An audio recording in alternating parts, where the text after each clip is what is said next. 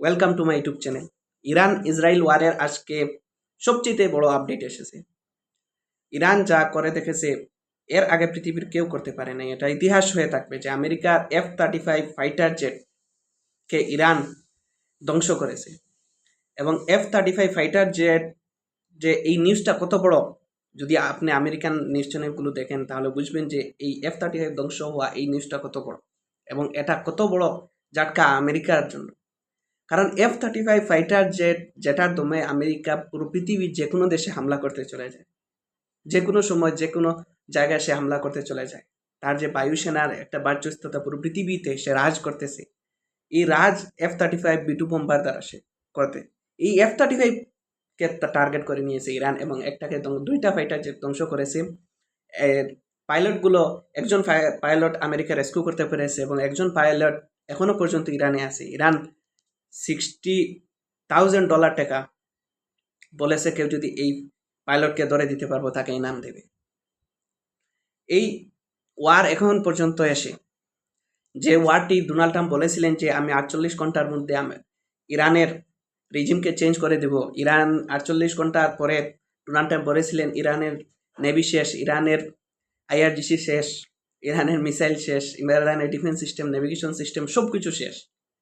ওই ইরান এখনো পর্যন্ত আমেরিকার ফাইটার যে সবচেয়ে অ্যাডভান্স ফাইটার যে F-35 কে ওরা ধ্বংস করে দেখিয়েছে। সবচেয়ে মজার জিনিস হলো যে F-35 যখন ধ্বংস করে পাইলটকে রেস্কিউ, আমেরিকার সেনার জন্য আমেরিকার সব মানুষ র্যালিতে প্রোটেস্টে বাইর হয়ে যাবে। এই জন্য আমেরিকা তার পাইলটকে বাঁচানোর জন্য হেলিকপ্টার এবং আরও একটা দুটা ফাইটার জেট তারা নিয়ে ইরানের ভিতরে চলে যায়। যাওয়ার পর ওই ফাইটার জেটকে ইরান টার্গেট করে, ওই ফাইটার জেটটাও গিয়ে সাগরের মধ্যে গিয়ে ধ্বংস হয়ে যায়, ইরান অ্যাটাক করে দেয়। এই এতক্ষণ পর্যন্ত ওয়ারটা এই জায়গা পর্যন্ত চলে আসা পর্যন্ত ইরান তো তার লড়াই লড়ে যাচ্ছে, কিন্তু আমেরিকার মধ্যে অনেক কিছু হয়ে যাচ্ছে। এর মধ্যে হলো যে আমেরিকার 85% মানুষ ইরান ওয়ারের এখন এগেনস্ট করতেছে, এরা বিরুদ্ধে আছে। এবং আমেরিকার মিডিয়া মতে 1 কোটি মানুষ আজ থেকে 4-5 দিন আগে ওরা নো কিং মুভমেন্টে বাহির হয়েছিল, 15টা শহরে বাহির হয়েছিল এবং ডোনাল্ড ট্রাম্পের একটা পপুলারিটি আমেরিকাতে ছিল, এটা একবারে নিচে চলে আসছে। যে ডোনাল্ড ট্রাম্প 48 ঘন্টার মধ্যে ইরানে রেজিম চেঞ্জ করতে চেয়েছিলেন, ওই ডোনাল্ড ট্রাম্পের সরকারের মধ্যে অনেক সমস্যা এখন চলে আসছে। আপনি এটা খেয়াল করেন যে এটা এক ওয়ার চলতেছে একটা দেশের, ওই সময় ওই দেশের আর্মি চিফ জেনারেলকে ইস্তিফা দিয়ে দেয়, ওই জেনারেলকে ওখান থেকে সরিয়ে নেওয়া হয়। আমেরিকার আর্মি চিফ জেনারেলকে সরিয়ে নেওয়া হয়েছে এবং তাদের ইম্পর্টেন্ট অনেক জেনারেলকে সরিয়ে নেওয়া হয়েছে।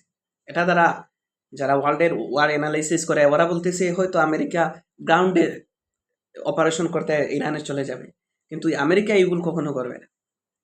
আপনি যখন সেকেন্ড ওয়ার্ল্ড ওয়ারে আমেরিকা গ্রাউন্ডে নামিয়েছিল ওয়ার সেনাকে, 35% সেনা সেই জায়গাতে শেষ হয়ে গেছিল। আর এটা আপনি জানা রাখেন, যদি ডোনাল্ড ট্রাম্প কোনো ভুল করে ইরানের সেনা গ্রাউন্ড ট্রুপস পাঠিয়ে দেন, তাহলে 50% সেনা ঘুরে আসতে পারবে, 50%। 3 নম্বর হলো যে এই ওয়ার দ্বারা সবচেয়ে বেশি প্রফিট যার হইতেছে সে হয়েছে চায়না। যে এই ওয়ারে তার নিজের সেনার অক্ষতি হইতেছে না, নিজের কিছুর ক্ষতি হইতেছে না, কিন্তু সে দূরে বসে বসে নোটস বানাইতেছে যে আমেরিকার ফাইটার জেটকে ইরান টার্গেট করে নিয়েছে, আমেরিকা আর এখনো পর্যন্ত স্ট্রেট অফ হরমুজ খুলতে পারতেছে না, আমেরিকার কতটুকু পাওয়ার আছে সে নোটস বানাইতেছে।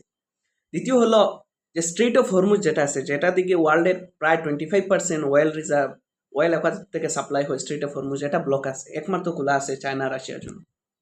এবং চায়না রাশিয়ার উপর স্যাংশন ছিল। আজ 3 বছর থেকে রাশিয়া কোনো জায়গায় তেল বিক্রি করতে পারতো না, কিন্তু এখন ইউরোপীয় ইউনিয়ন হোক আর পৃথিবীর সবার জন্য, ইভেন আমেরিকা ইরানের উপর থেকেও স্যাংশন উঠিয়ে নিয়েছে। ইরান থেকে ও ভারত ও তেল কিনে আনছে নিউজ এসেছে, এবং ইরান থেকেও মানুষ এখন তেল কিনতেছে, কারণ তেলের দাম যদি স্টেবল রাখতে হয় যে জায়গায় তেল আছে তেল এখন নাও। কিন্তু এই জায়গায় স্ট্রেট অফ হরমুজে একটা জিনিস হইতেছে, যে স্ট্রেইট অফ হরমুজে ইরান ডিভাইড অ্যান্ড রুল করতেছে, যে যেগুলো আমেরিকার বন্ধু দেশ আছে ওগুলোর জাহাজ বাইর হবে, কিন্তু যেগুলো আমেরিকার বিরুদ্ধে খাড়া হয়ে গেছে, যেমন ইউরোপিয়ান ইউনিয়নের মধ্যে সবচেয়ে বন্ধু আমেরিকার যারা, তারাও আমেরিকার বিরুদ্ধে এখন স্টেটমেন্ট দিতেছে। যেমন ফ্রান্সের একটা জাহাজ ইরান ছেড়ে দিয়েছে, কালকে নিউজ এসেছে। ওই ডিভাইড অ্যান্ড রুল করে যে যারা দেখতেছে, যেমন ইউরোপিয়ান ইউনিয়ন দেখতেছে বা সাউথ এশিয়ার যেগুলো কান্ট্রি দেখতেছে, যে আমরা যদি ইরানের সাথে কথা বলে আমাদের যদি এখান থেকে ডিপ্লোমেসি করে যদি আমাদের জাহাজ এখান থেকে বাহির হয়ে চলে আসে, আমরা কেন ওয়ারে যাব? আমরা কেন ওয়ারে গিয়ে নিজের ক্ষতি করবো? আমেরিকার ওয়ার আমেরিকা লড়বে।